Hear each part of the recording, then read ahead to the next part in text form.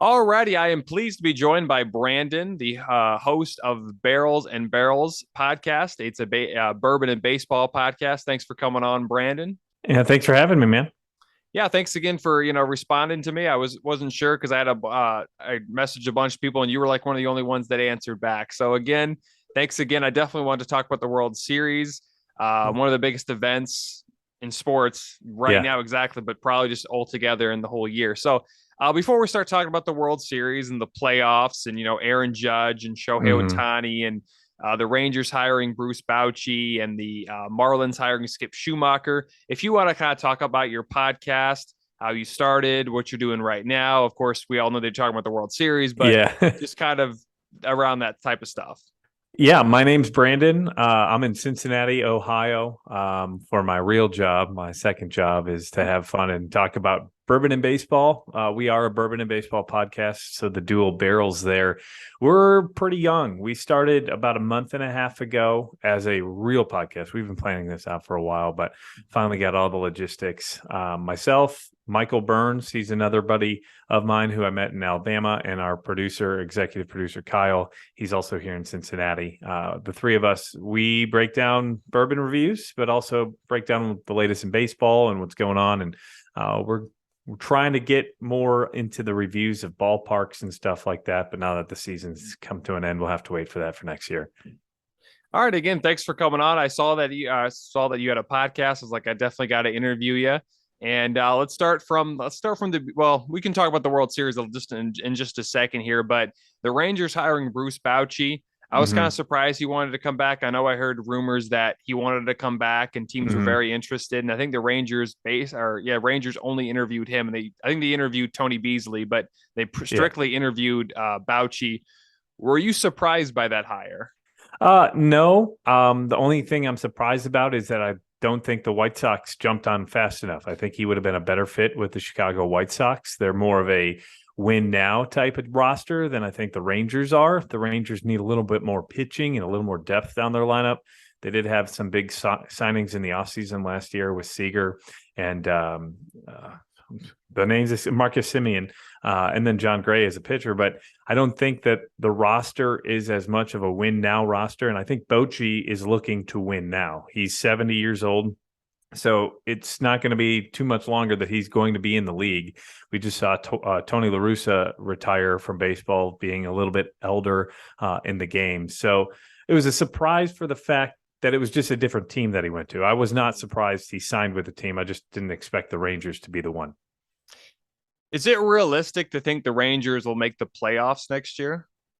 I think there's a chance. That division hasn't been the strongest outside of the Astros for the last 5 or 6 years. But a couple of years ago, you had the A's. This year, the Mariners stepped up, but the Angels haven't really done much. And it's been a division that, other than the Astros, if you can unseat the Astros, or at least you can be competitive in that division and grab some wins, you can get into the playoffs. I think it's hard to make a 20-win jump, which is what they'd have to do to make the playoffs. It's difficult, but they have pieces there. They've got Adolis Garcia out in the outfield, who is a stud. He's an all-star. He's young. And then you paired it with two big free agent signings in Simeon and Seager, which I don't think they got as much out of as they had hoped this year. I think they could be in contention, especially with 6 teams now making the playoffs from each league. Mm-hmm. Yeah, and like I said, they signed a lot of players, as you mentioned. They signed Corey Seager. They signed Marcus Semien. They went up and signed some other players as well, but it seemed like they were still not as good. I mean, they went, 68-94 last season. I Yeah. was reading about the whole, Bouchy hiring. He did sign a 3-year contract, so I wonder after that contract, he's retired for good. But what do you think the realistic chances, or do you have a prediction for the Rangers next year? How many games do you think they'll win? I think they'll be close to 500. I think Bochy gives you a little bit of a boost just because of a 3 world championship manager. Mm. He comes in with a different repertoire up his sleeve on how to handle a bullpen, how to deal with the team. I think that they'll make a step forward. The A's aren't going to be anything. That's very easy to grab some wins from them. The Angels, who knows where they're going to be, what their roster is going to look like. They've had Mike Trout for a dozen years almost, and they've played 3 playoff games with them. So it's hard to believe that they're going to make it a competitive year yet again, even though that they are bringing Niven back and they'll have the best player in the game or 2 of the best players in the game potentially. Mhm. I just don't think the Rangers are there yet, but I do think Bochy helps them get towards 500. And if you're getting towards 500, look at some of the teams that made the playoffs this year. Mhm. You're close. Yeah. And another team, too, that hired a manager just today, actually, at the time this recording was Tuesday. The Marlins hired Skip Schumacher. They hire another former player. I know Schumacher's been an assistant the last few years. He was the assistant for the Cardinals this season. And I'm trying to remember, he was somewhere else. I can't remember his assistant last year. But what did you think about that hire? It's a trendy hire.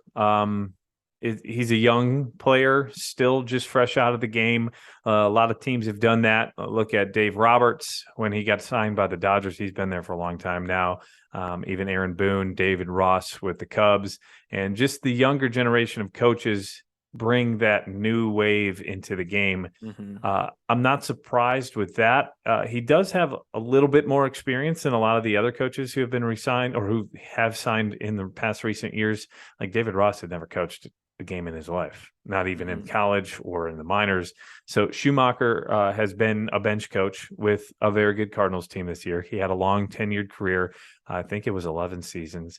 What I do find funny is it's the 30th year, I believe, for the Marlins, and this will be their 16th separate manager after Don Mattingly was there for 4 or 5 years as their longest tenured manager. So I think it's going to be a nice influx of youth for the Marlins. They're trying to rebuild that entire system. They've got 2 very good young pitchers. I do think it'll be good.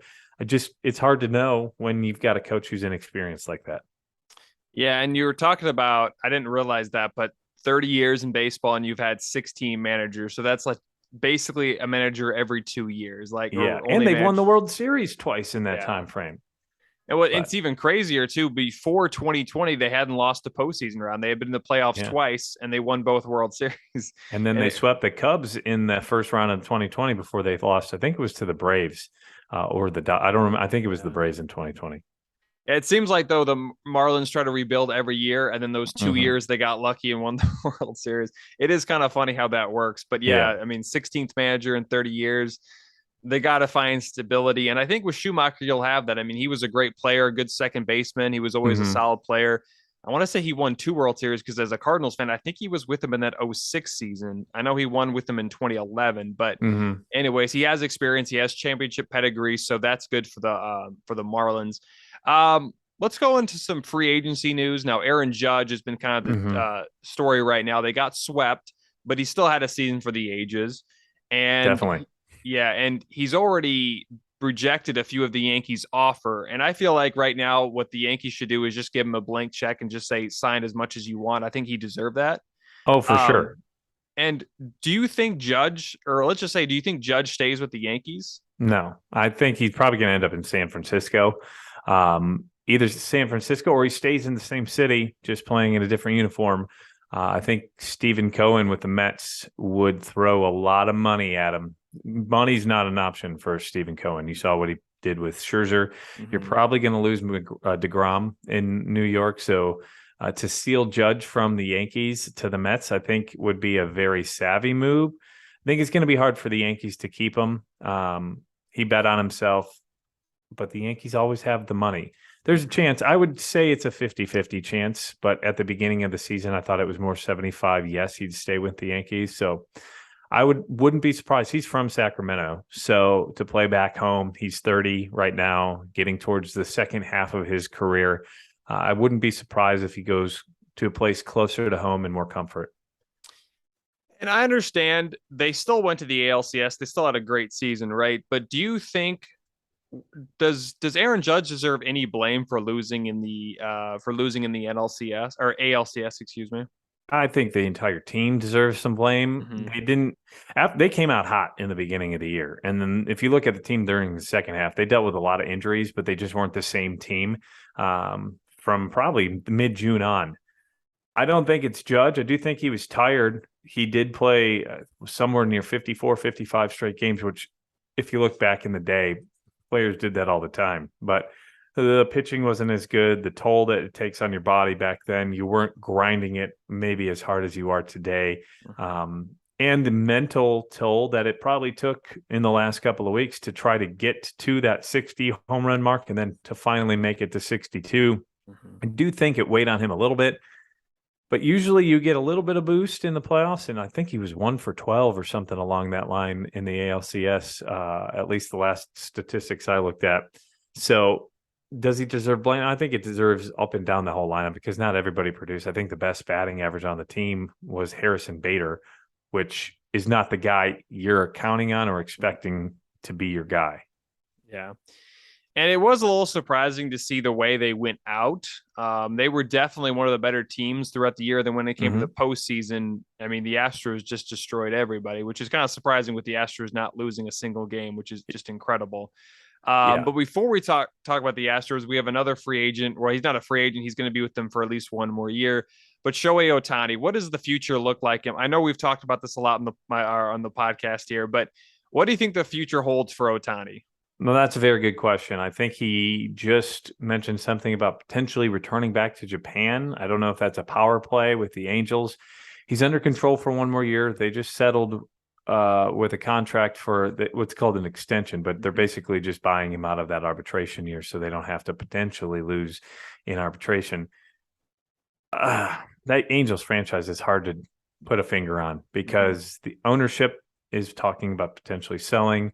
You want your team to be as attractive as possible to sell, but you've got two unicorns. Mike Trout may be one of the best hitters, if not the best hitter to play in modern baseball. And Shohei Ohtani is literally a unicorn. Nobody's ever done what he's done before. Pitch and hit at an elite level, an MVP level. It's hard to know. I think there are a couple of teams that could be in on him. But what kind of package are you going to be giving up for that 1 year? You would have to be convinced that he's going to sign with your team. Usually it probably would be a West Coast team, so the Dodgers would be in play. I do think he stays with the Angels, though. I think it'll be hard for a team to give up as much as they would need to give up to get him, to only have that 1 year of control without the guarantee that he's going to re-sign with you. The Cubs were actually the runner-up team to him when he came over. And the only reason was because the NL didn't have the DH at that point. Now the NL and the AL both have DHs. So I think that really opens up the possibility for him to just go anywhere he wants. And it sounds like he really wants to be competitive. And I don't think that's going to happen in LA with the Angels. I do think he's on a new team in 1 year, but whether or not that's before the season starts this year, that's a really good question. And I think he's more likely to be with the Angels. Yeah, I know, like I said, he's with them for at least one more year, and I think it was a $30 million deal. I made a video about that. It's been about a few weeks now. But one more question about Ohtani. How many years do you think he has left of do you think he has 5-7 more years? Because I know it's a little harder as you're a DH and a pitcher. How many more years do you think Ohtani has left of his prime? Like probably like 5-7 years, something like that. I'd say 5 or 6 for the most part. He's in his late 20s, early 30s, if I'm not mistaken. So he's still relatively young when it comes to baseball years. He's not putting the day-to-day tax on his body hitting-wise. Pitching-wise, he's got that starting pitching schedule. I think he could theoretically do this for another 4 or 5 years where he's an MVP, if not a Hall of Fame kind of numbers. But from there on out, you usually taper off in your mid-30s. So could he be around for a while? Yeah, I don't know what it looks like, though, on a pitching side. He'll probably have to choose one or the other down the road as he gets a little bit older just to keep his longevity. If he wants to just make a lot of money and then retire early, I could see that happening too, especially if he's saying he doesn't necessarily want to be with the Angels anymore. It will be a wild story with Ohtani the next few years because if he does leave the Angels, a team's going to inherit a really good player. I heard Boston a lot. The Cubs would be interesting. I just don't know if the Cubs would want to spend that type of money. And then, of course, other teams like the Dodgers would even be more crazier where he could stay in LA and still be with a really good team. And we know the Red Sox and Dodgers both love to spend money. Yeah. So let's talk about the World Series now, the kind of the top of this news right now in baseball. I'm kind of surprised it doesn't start till Friday. I thought it started Wednesday, but it doesn't start till Friday. You got the Astros, who haven't lost a single game, and then you look in the Phillies, who have been completely hot. Like all of a sudden they caught fire, almost didn't even make almost missed the playoffs, and Mhm. then they're really hot right now. They're in the World Series. We've seen this. We've seen where wild card teams get super hot and end up winning it all. What's your expectations for this World Series? Because I don't know if this can go 7. I could see it going 5 or 6. But what do you think about the World Series in general? I agree. I think it could go 5 or 6. It's going to be a monumental World Series. We've got I would consider it it's David versus Goliath in a way. Mm-hmm. You've got the lowest seeded team versus the highest seeded team in the playoffs. And a lot of people, as you mentioned, wouldn't have guessed that the Phillies would be here, but they finally have put everything together except one little thing is their defense is what scares me when it comes to the Phillies.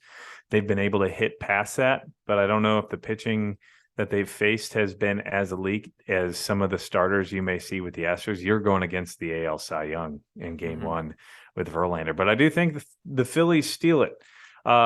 My heart tells me one thing, my wallet tells me another thing, and then my brain tells me one other thing. I have a ticket on the Phillies from earlier this year in April. I put a couple dollars for them to win the World Series. So monetarily, I'm rooting for the Phillies. On our podcast, I picked the Astros to win it all. So I kind of want to be right on that note. So that's where the heart comes in. My brain tells me that the Astros are a different team this year than what we've seen in the past. This is a win it for Dusty type of deal. Mm-hmm. I don't see them sweeping the Phillies, and I'd say more so Astros in 6 would be my original guess, but I think that they're going to lose game 1. I do think that. Yeah, and in this World Series, like I said, you mentioned David versus Goliath. You have the Astros, who had the second best record, I want to say, outside of the Dodgers. Yep. And then you have the Phillies, who had the 12th best record, almost missed the playoffs completely, and yet they got really hot. But I could see, like I said, I could see Philly winning game 1. I could see them making a case, but it's going to be hard to beat Houston, especially when you have Verlander, even though he pitches game 1. I'm assuming if this series goes into 6, they're going to try to put Verlander 3 times on the mound. But I mean, it does seem like a David versus Goliath matchup, and it does seem like Houston has a huge advantage. But then, you have Philly with all the momentum, being the Padres in 5 games. They beat the Cardinals. They went out and beat the Dodgers, the best team in baseball. So, I mean, I wouldn't be surprised if the Phillies win it. As I mentioned, we've seen this before where a wild card team comes in or ends up winning it. So again, I think the Astros are going to win. I would say more in 6 games as well. But I would love to see this in 7, but I just can't see it going in 7. But I still think it's going to be a really good series to watch. And did you have anything else to mention? Or I was just going to say, I don't think the Astros are 7-0, right? But I don't think that they are a 7-0 team. They could have very easily lost all 3 games to the Mariners, and we could be talking about the Mariners right now, or we could be talking about the Yankees beating the Mariners right now. Because in game 1, the Mariners were up 7-3, and it took a miraculous comeback. Game 2, the Mariners blew another lead in the 8th inning, and then game 3 went 18 innings. So it's not like the Astros completely dominated. They have the experience, though, and I think that does go a long way the longer you get into the postseason. This is the longest a baseball season will ever have been played. Game 7, if it does go to 7, would be November 5th. The longest season ever, I believe, was in 2016 with the Cubs and the Indians at the time, and that finished on November 2nd. There may have been a couple series earlier in the 2000s that went that long, but how's that going to tax some of the bodies out there? The Phillies had to fight tooth and nail all season just to make the playoffs. Do they have enough momentum with this long break, right? Like you said, they're not starting till Friday. The other series, they had a game or 2 in between. This one, a day or 2 in between. This one, they've got basically a full week, Sunday to Friday. It's a full pitching rotation. So both teams are going to be a little rusty, I think, coming out of the gate, just because of that long layoff and maybe a little bit of overthrowing from the pitchers. It's Zach Wheeler's first postseason ever, and he's starting game 1 in the World Series versus Verlander. So it's going to be a hard-fought series. I think the offense is probably what's going to win this. Usually they say pitching and defense wins championships, but the Phillies don't have a defense. They've made more errors in the playoffs, I think, than any other team, and that's their one weakness. And we look at both sides. I mean, right now, I mean, well, for the most part, Houston for a long time was led by Jose Altuve. He was definitely not their best player. I mean, Alex Bregman was great. Jordan Alvarez had those two huge hits against the Mariners. Um, who do you think right now for both sides, the for the Astros and Phillies? Who do you think is the or who do you think will have the best series for both teams, for the Phillies and for the Astros? As you mentioned, Altuve, he has not stepped up. It's scary that the Astros swept the Yankees with basically no contributions from Jordan or Altuve. I don't think Jordan has had a hit since he got that home run versus Seattle in game 2. Or he's 1 for 17 since that, going into game 4 the other night. Him and Altuve need to step up if they're going to be able to put runs up. But Jeremy Pena, man, he just won ALCS MVP. He's the guy who's replacing Correa. He's done being the shadow of Correa. I think he's really stepped up. He had a great rookie year. He's been a stud in the playoffs. He hit that home run in the 18th versus the Mariners. So I would expect him to have a good series and Bregman to carry it on. If I had to pick a World Series MVP, though, if it's the Astros, my wild card is going to be Trey Mancini. I think he's going to break out of the slump. I don't think he's got a hit at all in the playoffs. He was 0 for 8 the other night, going into the other night, and I don't think he got on base at all. He's not been great, but this is his first playoff action. He's a wild card in my mind. He's a DH, so he's not going to get as many starts, but when he does start, I think he's going to be the one who can help be the catalyst for that team. Him or Yuli Gurriel, the first baseman, he's flown under the radar big time in the playoffs. As for the Phillies, boy, the reason I loved the Phillies in April was that their lineup really didn't have too many holes in it. You've got an outfield that, if Harper was healthy and playing the outfield, could theoretically hit 120 home runs between Harper, Schwarber, and Castellanos. Castellanos had a down year. Schwarber wasn't playing up to par until the last 2 series versus the Braves, and then really against the who'd they just beat? Oh, the Padres, excuse me. I think it's going to be your big guns here. Rhys Hoskins was probably the guy who came up with the biggest hits in the NLCS. You're going to need him to do that, but not make errors. But Kyle Schwarber, man, playoffs in his career, all he does is hit. So he would be the guy that needs to carry it on, especially being at the top of the lineup, to just set the Phillies up for success going forward. Yeah, I mean, I agree with you there. And of course, we go back to Bryce Harper. I mean, he signed with the Phillies back in 2019, and they really didn't have a lot of success.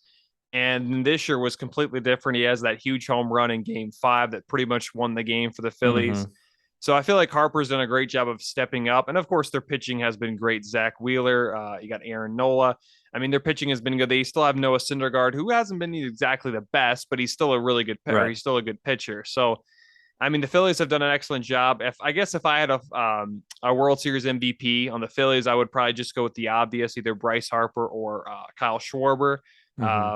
For the Astros right now, like Jeremy Pena is a safe bet. I wouldn't be surprised if Alex Bregman or I think Jordan Alvarez will get more hotter or will start to heat up again in the World Series.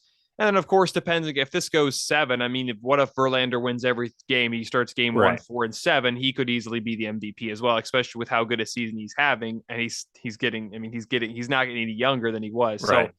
So, yeah, those are some bets, I think, for World Series MVP or some predictions. What's another thing we need to look for in this World Series between the Astros and Phillies? Is there something else not a lot of people are talking about right now that we've kind of are forgetting to talk about? The Phillies pitching, I think it's been good at the top for sure. They've got, as you mentioned, Wheeler and Nola, but past that, Ranger Suarez is right now they're 3. You mentioned Noah Syndergaard, but he started one game in the playoffs. He's come out of the pen a couple times. What are they going to do when it comes to those mid-series games? Because you're not going to be able to potentially count on Zach Wheeler to be on short rest for 3 games. Are you going to go with a bullpen game like they did versus the Padres? I think it was Bailey. I've never even heard of the guy who pitched the other night. As the lefty, he pitched 2/3 of an inning. Are you going to go with a bullpen game when you get into the middle games of the series, games 4 or 5? Kyle Gibson hasn't hit the mound yet. I don't think you're going to see him because of the year he had. But then you get to the bullpen. That was probably the biggest concern going into the season. You've got David Robertson back, but he didn't look too great in Game 5 the other night. They had to bring Ranger Suarez, who's a starter, out to close the game. Sir Anthony Dominguez, and you've got Jose Alvarado. But other than those three arms, what does the pitching look like? You've got your two studs, Nola and Wheeler, and then the two studs on the back end. In between there, I don't know if there's as much depth or as much firepower per se as what the Astros can do, especially out of the bullpen. Mm-hmm. Yeah, that's another good thing to talk about as well. And if we go back to both managers, if I know the Phillies fired Joe Girardi in the middle of the season, right? They were one of the first teams to do it. They bring in Rob Thompson. They extended him as well. I think it was a 1-year extension or something. Do you think if the Phillies do upset the Astros and win the World Series, do you think they'll give him a bigger extension? Maybe. I think he probably is stuck with that 1 year, and they maybe reconsider it as they go into spring training. I wasn't surprised they extended him. He got him to the playoffs. He took him a couple of rounds, and I think they extended him right before the NLCS. So that was a boost. Will they? It's hard to say. They should, in my mind. Once you win a World Series for a team, I think you should coach for that team until you don't want to coach anymore. But that's not always how it works in this game. I'd say yes. Mm-hmm. Yeah, I mean, well, as you mentioned too, like most teams, when a manager wins a World Series, they should be there forever unless they retire or don't want to coach or manage anymore. But I mean, we saw with Girardi, he got fired by the Yankees later after winning a World Series. Joe Madden. Yeah, exactly. What, 2 or 3 years later, which is even crazier. So, like I said, we've seen that before, and I don't think necessarily they deserve it. Like, I think they've done a great job, but the organization thinks something differently. So. And right now it looks like I said, the Phillies and Yankees, they play, or the Phillies and Astros, they play on Friday, the World Series Game 1. Do you have, and you kind of mentioned, you think the Phillies are going to win Game 1. Do you have a score prediction by chance? Ooh, if you put me on the spot, Game 1, I think it goes probably 5-3 in the favor of the Phillies. Why that number? I can't tell you. Their offense has just been able to put up runs, consistently putting up runs. I think they've been shut down 1 or 2 times. Verlander, I mean, he is the AL Cy Young Award winner, hands down. But he hasn't pitched in a while. I don't think he's pitched since Game 1, right? I believe so. Versus the Yankees. So it's going to be about a 10-12 day layoff between Game 1 and Game 1 for him, which should be either really, really good or bad because he is the older guy. He dealt with an injury as he got into the middle of September, so that rest could help him, but also could lead to that rust factor. It's going to be one of those, the Phillies have to get to him early, because if they don't get to him early and he starts to roll, pitchers like Verlander, once he gets out of the first and second inning unscathed, it's really hard to get to him later in the game, especially as he builds momentum. So sorry about that. You're good. Okay, yeah. So I understand you. I agree with you on the Justin Verlander thing. The score, 5-3 makes a lot of sense. You could see 5-3. I wouldn't be surprised if that would be Game 2s as well, but on the other side. So, as you mentioned, you think the Astros are going to beat the Phillies. Was your prediction in 6 games? Was that correct? Yeah, I think 6. Yeah, and of course they would close it in Houston, which when they won in 2017, I can't remember if they closed it in Houston or Los Angeles. It was Houston, though, wasn't it? I thought it was Houston. Yeah, I can't remember, to be honest. Well, it would be hard to close it in Game 5 in Philly for sure, especially of how how hot the team has been, and if you can win Game 5, that'd be crazy. But Game 6 makes a lot more sense, especially since it's in Houston and you have more of the favor there. So we kind of talked about the World Series. We talked about free agency. But we talked about Ohtani and Aaron Judge. That's kind of the big news, or kind of the big talking points right now. Is there another free agent we're not mentioning? I know Carlos Correa is most likely going to be a free agent. I think he opted out of his deal with the Twins. But are we not mentioning a certain free agent that could get a huge deal in the offseason? Jacob deGrom. He technically has a player option, but he's going to opt out. He's going to go on the free agency market. And that's going to be a huge loss for the Mets. Now, he didn't pitch as many games this year as you would had hoped. He's dealt with some injuries over the last couple of years, but he's still hands down probably the most coveted pitcher out there right now. If you were to start your team and outside of Ohtani, who is an absolute unicorn, if you had to pick one pitcher to start your team around, I would probably say DeGrom is going to be that guy right now. And I think he goes to Atlanta. That would be my guess at this point, unless Stephen Cohen doesn't sign Judge and backs up the Brinks truck for DeGrom. But Scherzer's there, and I don't know if DeGrom wants to be a second fiddle. Yeah.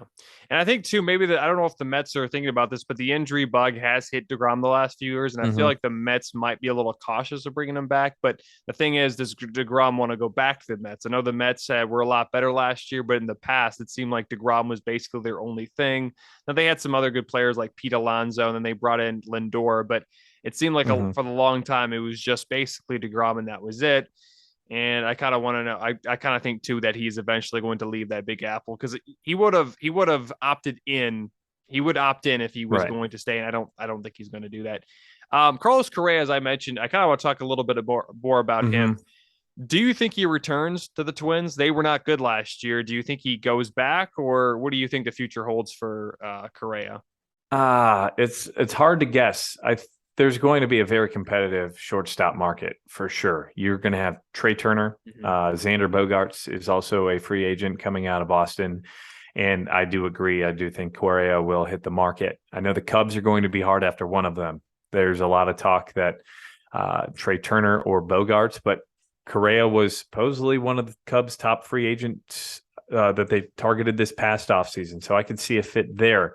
The Twins will probably be in on one of the other three, whether it's not Correa or I think Trey Turner is probably the best of the bunch in my mind when it comes to a spark. Top of the order, he can hit for power, he can steal, he can play multiple positions too. He played center field and the outfield for multiple teams. Played with there when he was in Washington. I think he played some time with the Dodgers out in the outfield. As far as Correa, he didn't have the best year either. So I think that's going to suppress what he could have made had he really come out and played very well. But he is the one shortstop that is not going to be weighed down by a qualifying offer because Bogaerts is going to get it from the Red Sox and Turner's going to get it from the Dodgers. Correa just had that from the Astros last year. So whoever signs him can theoretically spend more money because they're not going to lose the draft pick for signing him. Where that's going to be, your guess is as good as mine. I think it would be hard for him to stay in the Twins with the Twins. Twins generally don't sign the biggest free agents. And when you look at it, I love Minnesota and Minneapolis, but how many players are really saying, I want to go live in Minnesota for 6 years? Yeah. It's not a huge market. It's not Los Angeles or New York or even Miami or even Texas, right? It's not really that market that most people want to go to. And of course, Minnesota not having a great season doesn't help either. But we'll see what happens there. Another free agent too, and I think he's going to opt. I think there's something that he can possibly be a free agent if he wants to. Nolan Arenado. He had a great season. Now the postseason wasn't great, and they ended up getting beat by the Phillies. Do you think there's any chance of him? I know he hasn't really been a free agent before, and he got traded from Colorado to St. Louis. But do you think there's any way that he opts in, or because most people are saying he's going to opt out? I think he opts out and then ultimately resigns with the Cardinals. I do believe he's happy where he's at. He's been productive where he's at. Him and Goldschmidt, top two for NL MVP in my mind, both on the same team. That's a really hard place to leave. I know that players who have played for the Cardinals love playing for the Cardinals, but he's got a chance to make some money. I do think if he looks into it, he will probably want to stay there, but he's going to want some more money. I would see him maybe testing the waters just to re-sign with the Cardinals.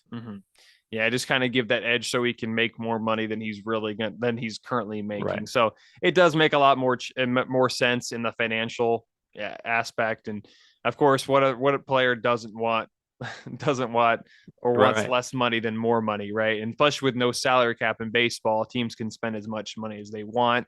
But another some other free agents too, and we like I said, we mentioned Arenado, we mentioned Carlos Correa, you've mentioned a little bit of Trey Turner, and actually let's just stop there. Trey Turner, do you think he leaves the Dodgers, or do you think where do you think he ends up in 2023? Do I think he'll leave the Dodgers? It'll be hard to leave the Dodgers just because of the studs that they have. But at a certain point, the Dodgers, I mean, they're not going to run out of money, but there is a luxury tax in baseball. And you start to get penalized the more you're over. And I know a lot of teams like to reset. The Phillies would be a pretty decent spot for Trey Turner, to be honest, because I think shortstop, I know they've got Stott there, but that would be a spot. The Cardinals, the Cubs, I would think it's between the Dodgers and the Cubs in my mind. That would be the two teams I think that really go after him. The Red Sox are a team that are probably going to try to sign Bogarts, but they could also be a Correa landing too. It could be one of those carousels. Those three, it's going to be the first one to drop is going to be a waterfall or a domino effect for the other shortstops. Because another one is Dansby Swanson. You can throw in there as well. I believe he's a free agent. And with the amount of money the Braves have spent on every other player on their team, I don't think Dansby's going to re-sign there. So he's probably going to hit the free agency market too. Yeah, it's just like a huge musical chair, right? And someone could be left without a seat, which is most unlikely, but that could happen to where you see, someone just missed the chair because they wait a little too long, or just other teams get interested in other players and stuff like that. What's another dark horse team that no one's talking about that could spend a lot of money next season and could possibly make the playoffs that didn't make the playoffs from last year? Spend a lot of money. The Giants, I think, will spend a lot of money. They were in the playoffs last year. They had a down year this year. They still were okay. I mean, they played 500 ball for much of the year. They've got a team that is a little bit younger. They're not as experienced as the teams that they had 10 years ago that won 3 World Series in a 5-year span.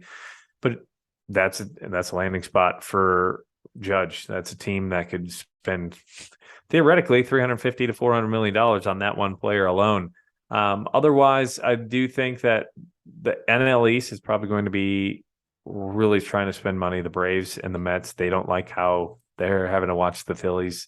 I think a team that may want to spend some money, I don't think that they'll spend a ton, but maybe the Orioles. That was a team that just missed out.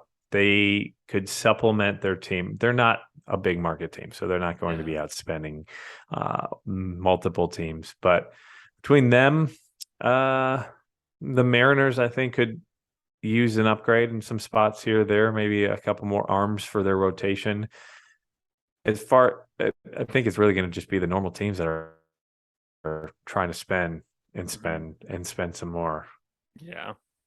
Yeah, and I wouldn't be surprised if the Mets and Dodgers continue to spend money just like they do every year. And it seems like to a lot of it, just rich get richer, right? I mean, that seems to be a huge or usually what happens every off season. And then of course the Orioles too. I always forget about them. I know they've been terrible for a long time, but this year they finally got good. They almost made the playoffs.